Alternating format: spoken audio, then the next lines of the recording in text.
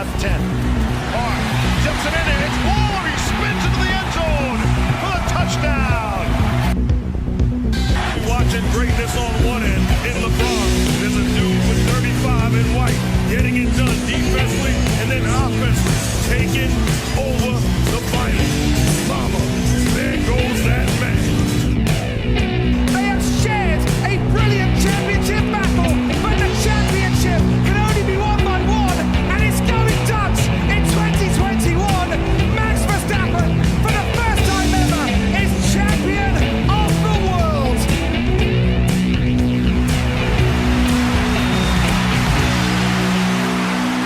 Hello, everybody, and welcome back to this week's edition of the Waterboy Experience. I am your host, the Waterboy himself, Davis McLemore, and I am probably the happiest I have ever been before in my life because we had a big week for the Las Vegas Raiders this past Halloween night. And also, we got another couple little things we need to talk about. I think there was a Formula One race this weekend. I'm not sure.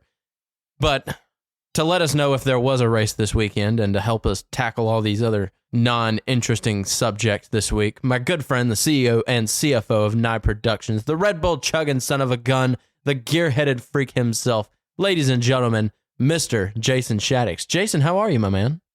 Well, let's not dilly-daddle, because you want to talk about the biggest news in the Raiders franchise history. We could even say, well, after 1984, of course, where you last won a Super Bowl. Always have to mention that. But Josh McDaniels, the former, and I can't stress this enough, former head coach of the Las Vegas Raiders, was sacked 6 hours after we recorded our podcast episode. God fucking damn it. Look, I'm just glad that it happened at some point. I don't, in Halloween night, midnight of all nights, it was the end of spooky season, if you will. And we're not really sure how the news was broke to Josh McDaniels, but that's something we have to figure out because there's been a lot of rumors on how it happened. Have you heard the story that Josh McDaniels is one of those guys that goes all out on Halloween? And apparently the rumor is, it's not even really a rumor, it's just a story people kind of made up, but that he dressed as Mark Davis and that was the reason he got fired. Sounds bullshit. It sounds bullshit, but it's funny to think about. You gotta admit. But that's what, if that's what it was, I'd be like, that's why you fired him? I mean, look at what he's done to the team and that's why you wanted to, I don't know.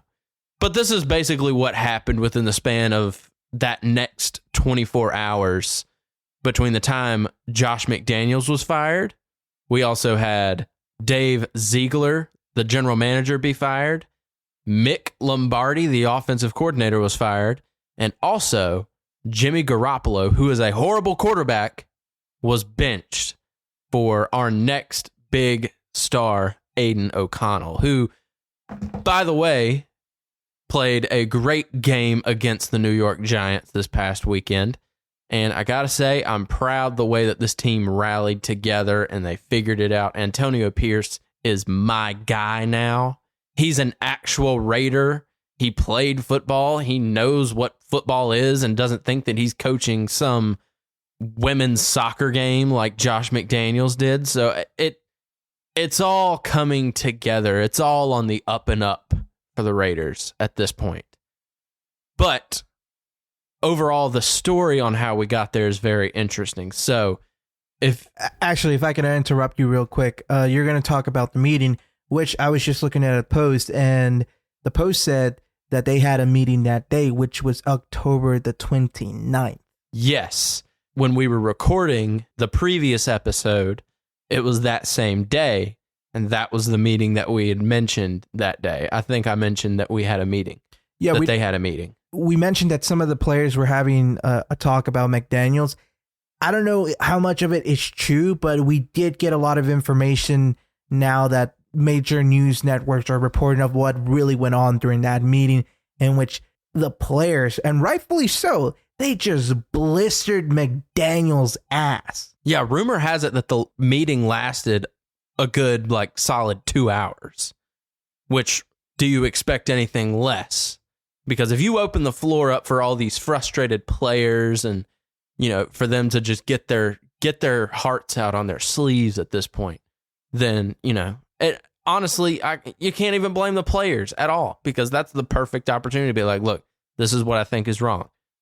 Basically, Josh McDaniels opened up the floor to hear all of the complaints, and they came in like water coming in through the levee during Katrina in New Orleans. I mean, it just, boom, it was opened up, and the whole room was tense, and everybody was getting angry.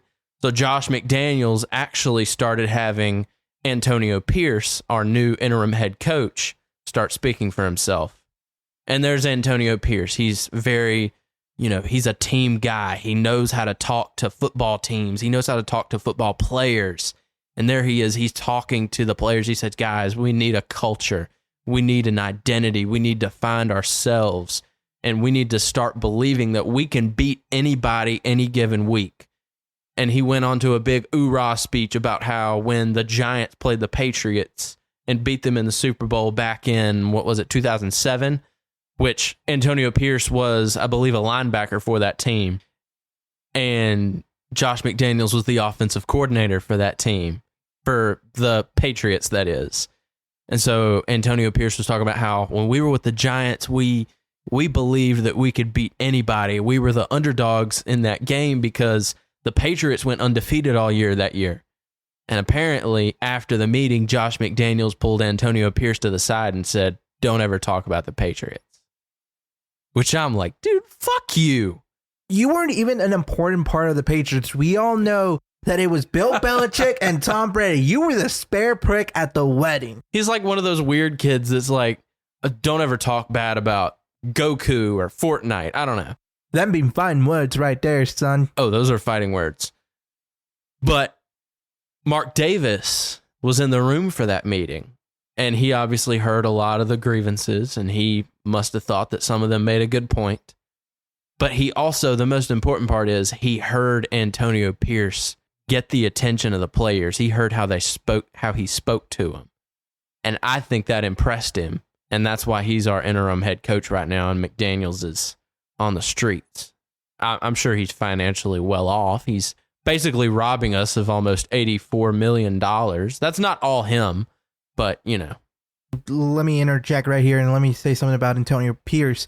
Yesterday, Monday, I was watching a live video that the Raiders were doing. I think it was a press conference following the game, Monday, just talking about the game, and they were asking him, hey, how come you had the practice squad with you guys in the sidelines? And something he said really stuck out to me, and he says, well, they're as much of a part of the Raiders as anybody else in this team is. And I believe that they belong on the sidelines with the rest of the team. They're as important as everybody else. They're always there during practice. And I hope that all of them one day make it to the main roster. And to me, that's like, shit, that's something that's kind of motivational. And if you're in that, practice squad, you're probably thinking, holy shit, this guy believes in us. We're not just some guy to fill a spot. We mean something to them. We're not just names or blank faces. We're somebody, and they're actively just looking at us to see if we're good enough. As long as we have that quote unquote commitment to excellence, we can get to that next level. And maybe this guy will see something in us and he'll bring us up. We already promoted a wide receiver this past weekend off of our practice squad, and he played in the game. I'm not sure how well he did. I'm sure he didn't do too bad. And there was the other story that they mentioned during the game, during the broadcast, the on-field sideline interviewer, I forget her name, but she brought up that when Antonio Pierce was coaching his high school team, he made his team run bleachers all day, the day after that game, because they had one false start. But they won that game 99-9. And so she asked him, well, why would you do that? And he didn't crack a smile. He didn't laugh about it. He looked her dead in the eyes and said, they have to do it right. I love this guy. He's a football coach. He's not just a guy that just stands there and calls basic Madden plays like Josh McDaniels was doing, or, he wasn't a guy that picked his favorites and stuff. No, if he wants you to play, he will make you play. He knows your ability. He, all of that. He's a football coach. That's all I've got to say. I do agree with you. He is a football coach, especially, he played. He is a football coach for a football team. Well, I mean, look at who we've seen in the NFL in the last few years who have coached a team. I mean, you can't say a lot of them were football coaches to begin with.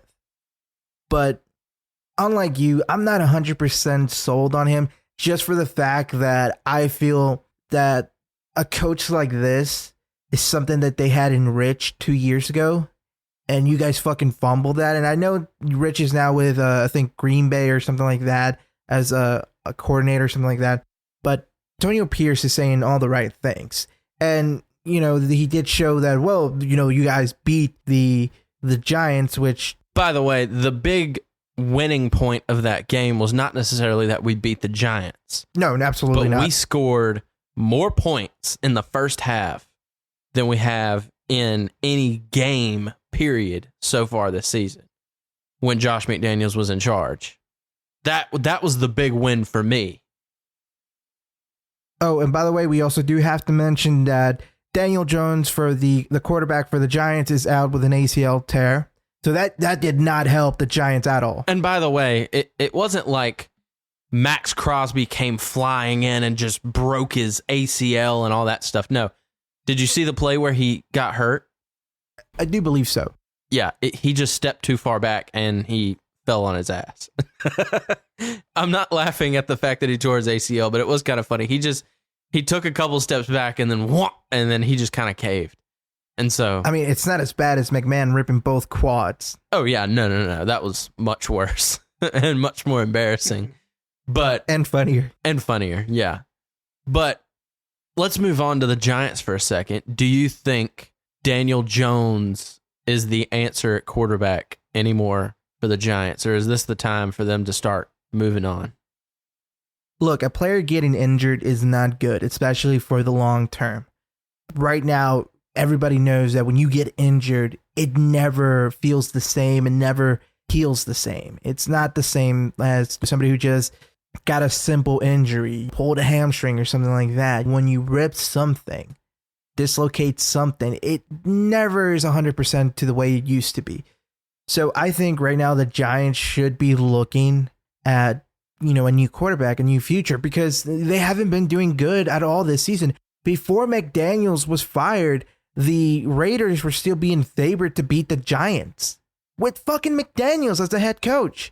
So there's something fundamentally wrong with the Giants, because last year I kept on telling you, man, New York is fucking cooking right now. They're doing freaking amazing. And now it's just embarrassing. Everybody in New York is not pulling out 100%, except for the Bills. But when it counts, the Bills always choke. So they're the same. And they're closer to Canada anyway. But I do want to point out, earlier this year, Daniel Jones was the starting quarterback. And he wasn't doing so hot, so they benched him, and they started Tyrod Taylor. And Tyrod Taylor was doing pretty good, much better than Daniel Jones was all year. Tyrod Taylor got hurt, and he was put on the injured reserve. Daniel Jones comes back in, and he's hurt.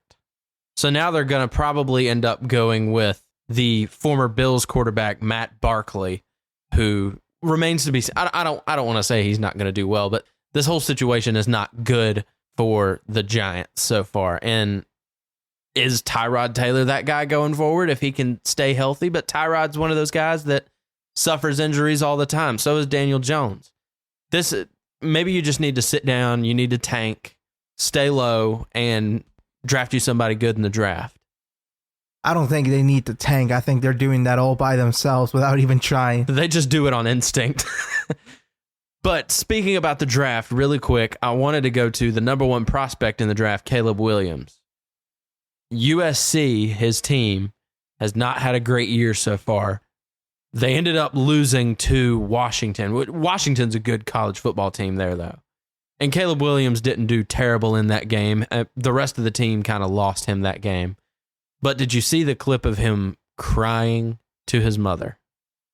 Wait a minute, is this the same USC Trojans that came out wearing that god-awful leopard shit? Yeah, ugly uniform. That's gotta be uglier than the Jaguars' old mustard uniform color rushes that they had several years ago. They look like Snooki dressed them up. Snooki? Yeah, that's an old. That's for the old Oh, timers. Snooka. Okay, I was like, who is Snooki? No, the New Jersey Shore woman. I thought you were talking about Jimmy Snuka. No, I'm talking about. You're more far behind on your pop culture reference than I am. I'm stuck in 2010. But look at that and tell me Jimmy Snuka didn't wear something like that. Have you seen Snooki? Have you seen Snuka? Yes, he murdered his wife. Have you seen Snooki? Ah. But anyway, Caleb Williams jumped into the crowd and cried to his mother, and I was like, oh my God. Hold on. I'm going to interrupt you and show you a picture of Snooki. Oh, that's, yeah, the Snooki uniforms. Hold on. This is prime Snooki, and like when Jersey Shores was so big. I know they call rednecks white trash, but I think those tan people from New Jersey take the win on that one. They figure it out. Well, it's because they're so close to like what's that place what's the boonies in Canada? What's it called? Nova Scotia. They're so close to Nova Scotia, and there's just Are they? In New Jersey? Yeah, aren't they close to Nova Scotia? They're close to Toronto and Quebec. Yeah, that explains a lot. But anyway, it's the French. I'm telling you, it's the French Canadian. The French. Always blame the French. The French breed white trash. Anyway, so Caleb Williams was crying to his mother after the game. And like I said, I was just like, oh my God, what is this? And then you sent me that post, and I told you, it looks like he's...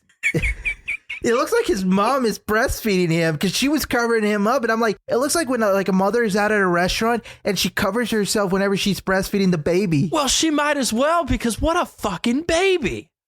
Grow up. God fucking damn it. Like you lost a football game. Who the fuck cares? Look, you're making millions of dollars as it is right now. You're going to go to the league. You're going to be drafted. Wait. He's not making millions of dollars, is he? He's playing in college. You ever heard of NIL deals? Oh, that is true. Yeah. But look, the thing that gets me, it's not a big game that he lost. It's not like he went to, what's it called, the Orange Bowl? The Orange Bowl, the Cotton Bowl, any of them, yeah. Yeah, whichever. It's not like he was playing like Georgia. Like it was the final game of the season. This was for the championship. Like then I could be like, okay, yeah, I could see it because you worked so hard. You're like, fuck, I was just so fucking close. Yeah, that's one thing. But it was against, what was it, Washington? Washington. And Washington is a good football team. Not good enough. You don't really hear much about them. Well, no, because they're in the middle of buttfuck nowhere. I gotta ask this because I always get confused by these Washington. State or DC? State.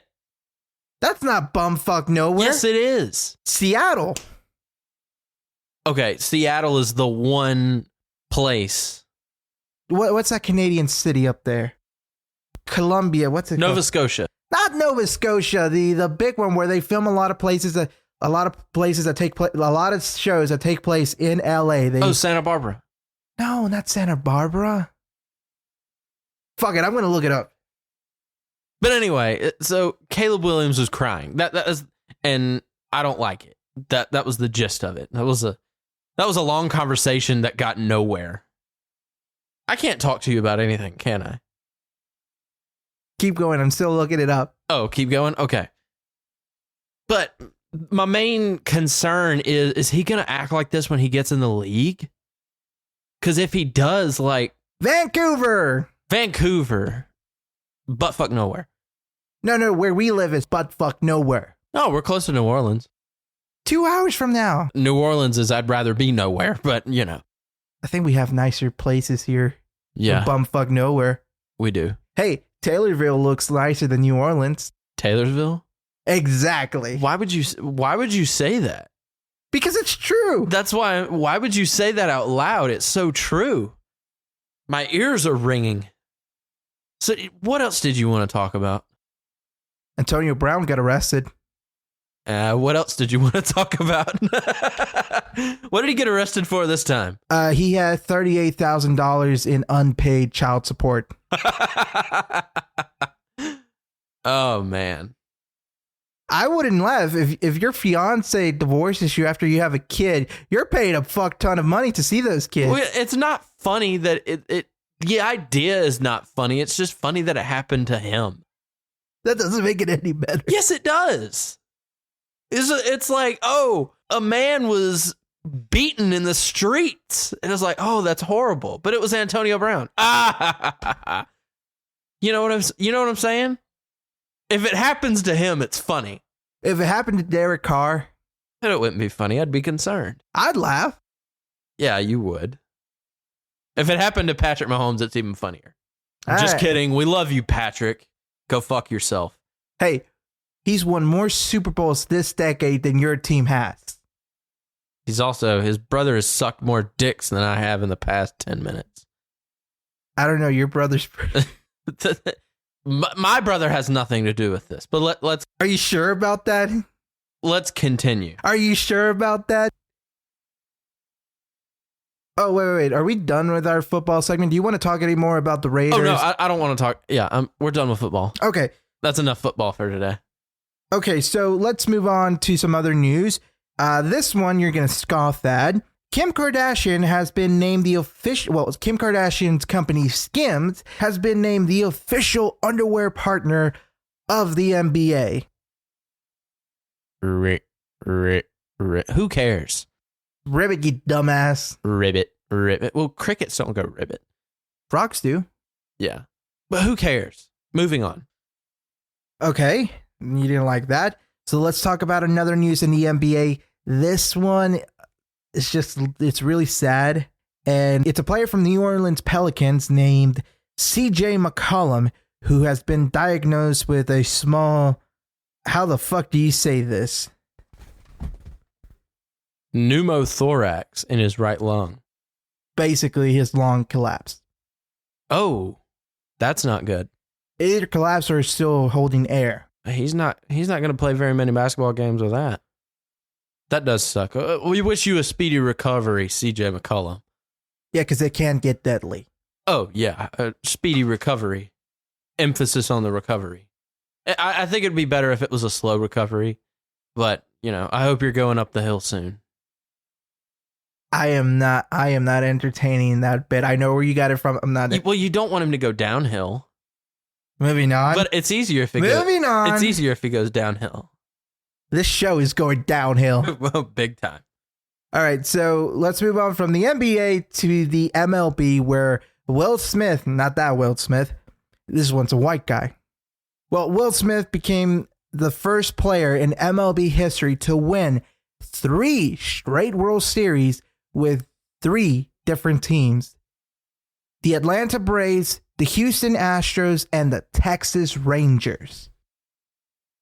Never say anything about that guy where he's like, oh, it's just the system. Oh, it's just the coach. That's not a system guy. That's a ball player right there. That's the guy who you want on your team. Yeah, that's the next level of Tom Brady leaving the Patriots to go to the Buccaneers and winning the Super Bowl. Well, even better than Tom Brady, because then That's what next I'm year saying. That's the he next left level. for another team and still won. Yeah. Hey, he should go to the Dodgers or the Cubs. No. Let's not give them a World Series. Fuck off. All right, and before we go on to our Formula One segment, we do have to talk about the World Endurance Championship. They were at Bahrain, where they did the 8 hours of Bahrain. And of course, Toyota won. They won every single race except Le Mans, which Ferrari won. But that's not what we're talking about. What we're talking about is history in the making. In the GT3 Le Mans category, which is basically like Porsche 911s, Ferraris, I don't know what series they're running, but it's basically like the supercars that they make them for the tracks. Well, a team called the Iron Dames has gone down in history for being the first all-female team to win a race. And fuck, they earned it. They've been struggling throughout the year, but they finally won. and it's the last race of the GT3 Le Mans series. Next year, it's going to be with less powerful cars, so hey, at least they got their win. But get it in now while you can. Oh, yeah. I think it's interesting that they've won every other race this season beside Le Mans.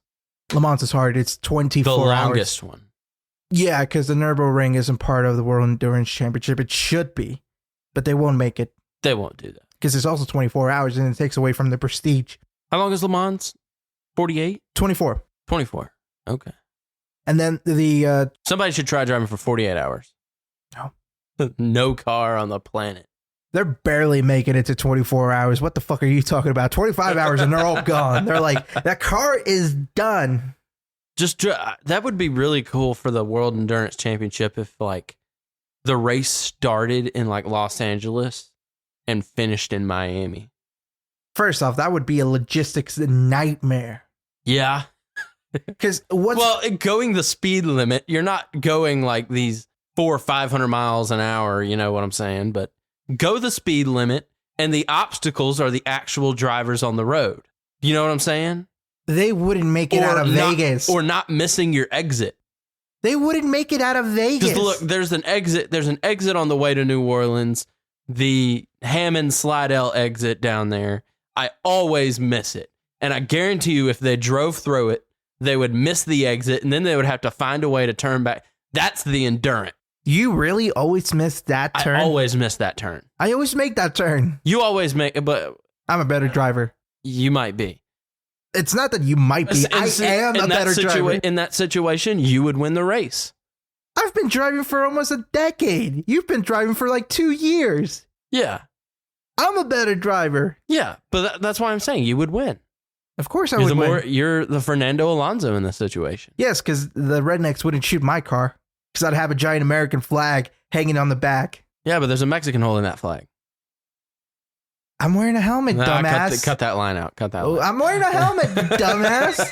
Oh, but anyway, let's move on from that to the Brazilian Grand Prix, which used to be the second to last race of the Formula One calendar, but we have Vegas left before Abu Dhabi. So this is the third to last race. Yes. Can I take a guess on who won? Be my guest. Well, Nico Hülkenberg. Yes, Nico Hülkenberg won the Sao Paulo Grand Prix. No, it was Max Verstappen. Yeah. Yeah, we kind of figured. No, but the sprint race, man, it was actually freaking good. We saw a lot of action, and this is the one track where people thought, if Mercedes is going to win a race, it has to be Sao Paulo, Brazil. It suits them. Lewis loves the track. He loves Brazil. He did amazing last year. Lewis didn't win, but George did win the Grand Prix, beat Max Verstappen. But boy, oh boy, is that Mercedes a piece of shit. Lewis and Toto have come out and said, basically, we cannot wait for the last 2 races because that means we won't ever have to drive this fucking car again. That was Lewis Hamilton. He said, I cannot wait for the last 2 races because after this, I don't want to ever drive this car. Just get me out of this goddamn car. Toto even said, this car does not deserve to win a race. You remember the race where Russell was complaining? Was it Russell or was it Hamilton? It was Hamilton. And Toto came over the intercom and he was like, yes, we know the car is shit. Austria. Yeah, we know the car is shit. Just drive it, please. Oh, God. Austria was just such a fucking pain in the ass for Lewis and the viewers because I'm just like, shut up, Lewis. Just shut the fuck up. We know you want to get them in trouble. We know it's bad. Just drive the fucking thing home. It won't make it home. No, but the big problem with the Mercedes was because of the sprint race, you only have an hour of practice. So they decided to go with a bit of a higher car. Like they raised the ride height a little bit too much because they were worried about Austin. It's like, oh shit, they might check the plank again and we'll be disqualified. So they raised the car tuned up and it was just everything was so wrong about that car. And George Russell retired from the race. He had engine issues. Charles Leclerc. God fucking damn it. Not Charles. Ladies and gentlemen, welcome to one of our favorite segments of the show. Ferrari fucks Ferrari. Continue. So it was the warm-up lap. It was around the fourth corner. Charles' car just completely goes yeet into the corner, into the wall. He didn't completely destroy it, but he goes, oh, fuck. Let me get the quote. Let me get the fucking quote, because that's how good it is. It was just, it's embarrassing at this point. I have to know before you move on to the quote. Do you blame Charles or do you blame Ferrari? Ferrari. Okay. Trust me, you'll know when I blame Charles, because there are moments where Charles just does something that I'm like, what the fuck, Charles? So was this like a power steering type deal? Yes, he did mention something about power steering. He said it was hydraulic, so it could be power steering, it could be the transmission, but he just ended up for some reason sort of spinning out. He hit the wall, and it's just, he took it into the service corner where basically there's an opening where you can put the car in there so that they can take it back to the pits. He says, I lost the hydraulics. Why the fuck am I so unlucky? Why the fuck am I so unlucky? And that's just been Charles and Ferrari. Every time Charles has the chance at starting good, Ferrari fucks him up. For example, I was listening to an interview by, I think, Lando Norris, and him and Charles were talking before the race, and he goes, so are you going to go for the one stop or for the two stop strategy? And he goes, I'm probably going to go for the two stop. He goes, really? You're not going to go for the one stop? And Lando's the one that looks at him weird, and he goes, no, I'm not going for the one stop. And then he said, well, then I think Charles didn't really like it afterwards because they fucked him over in that.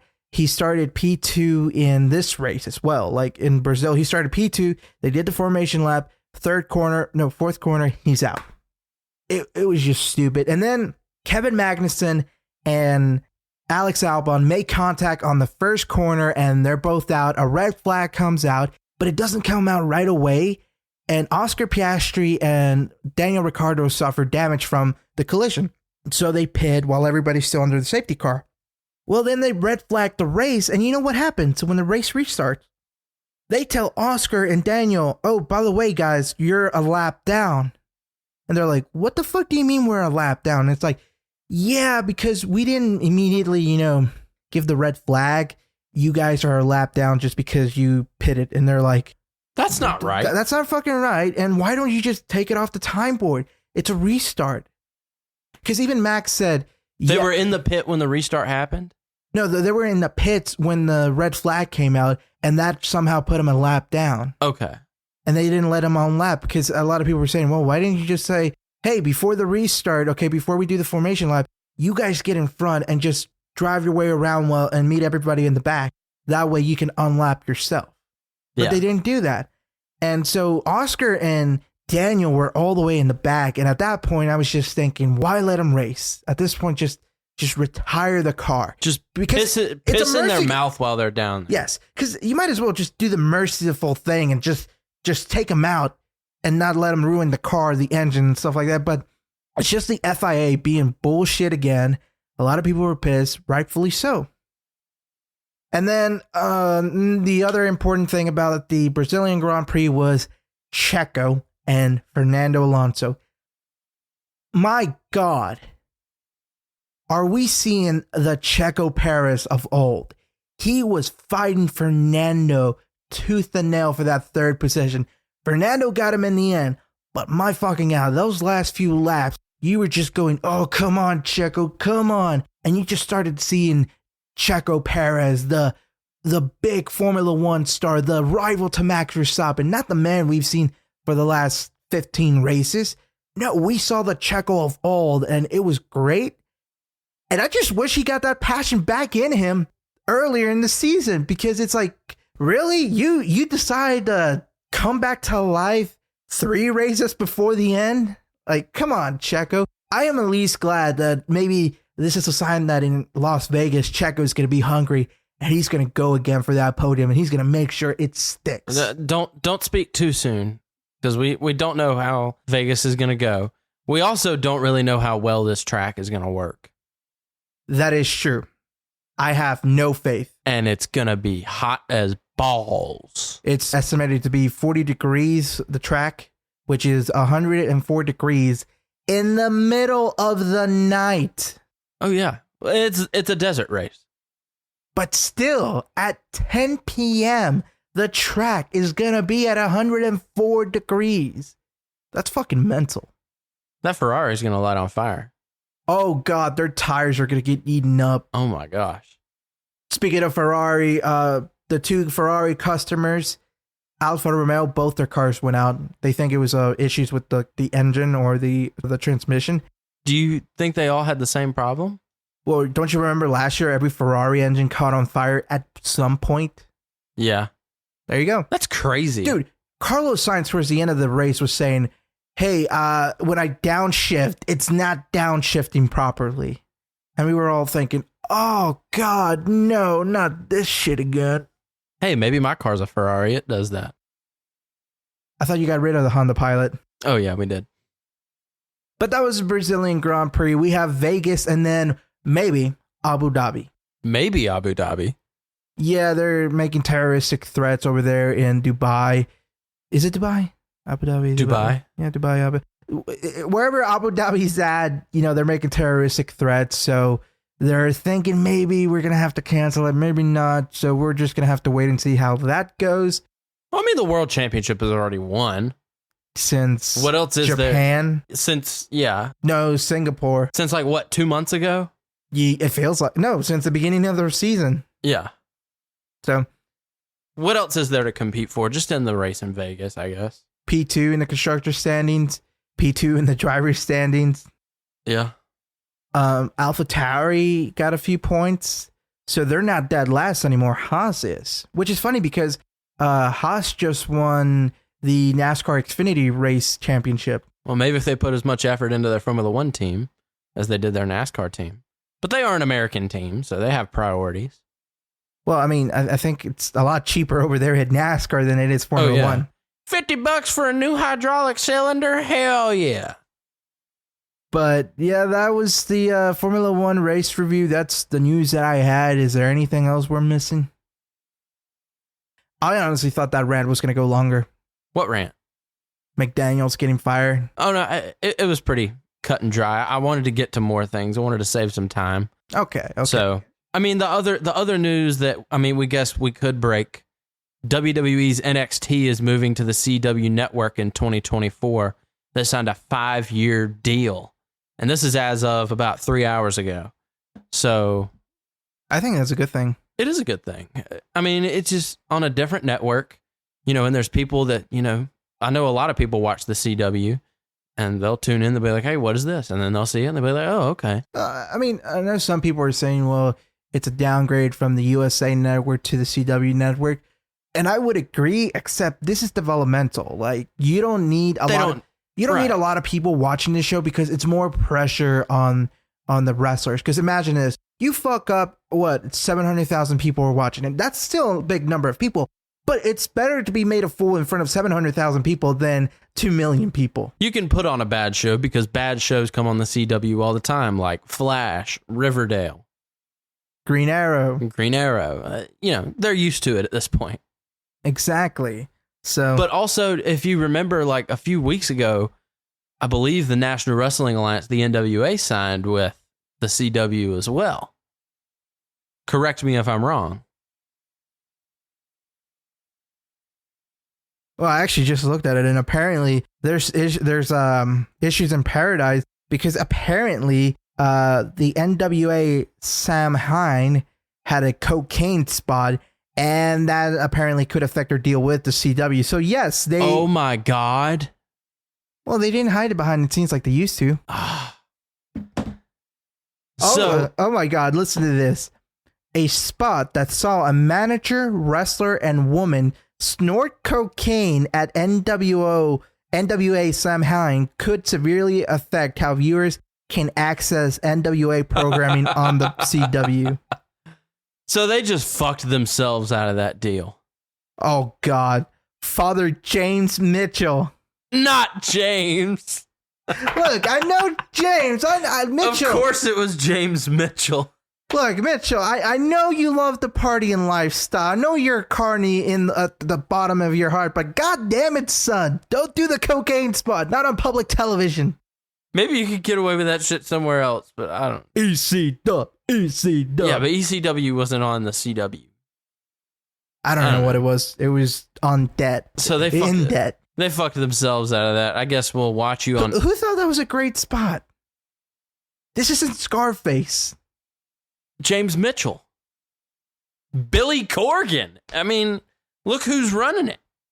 That's true. He had one hit in the '90s, in the mid '90s. And you can barely call it a hit. The song sucked. Have you ever seen them live? Is it any worse than Seven Nation Army? Worse. Is it worse than Escape the Fate? Shakedown 1979. They just sucked. You know who else sucks at band? We don't even care. Well, that was my news. That's basically everything we have. So let's stop fucking this dog and let's take this home. Yeah, we'll let go of you, old girl. Give me your plugs. Anyway, thank you guys for listening to this episode of the Waterboy Experience. We will let go of the teat of this episode. Hopefully, like Caleb Williams, will let go of his mother's teats. It's been 24 years, Davis. 24, 25, whatever. It's been going on for 2.5 decades already. He won't let go of that tit. He just won't let go. It's all dried up and sagging now. It's raw and fleshy. Anyways, thank you guys for listening to this That reminds me of my ex-girlfriend. Thank you guys for the veins.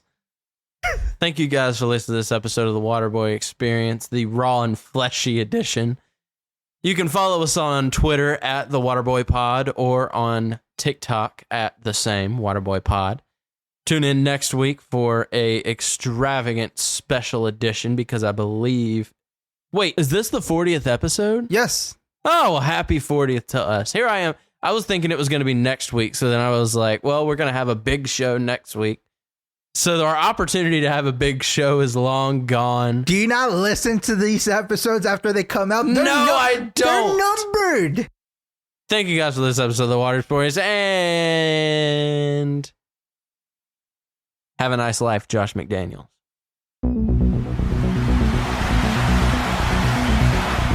Second and goal just outside the 10. Carr tips it in there.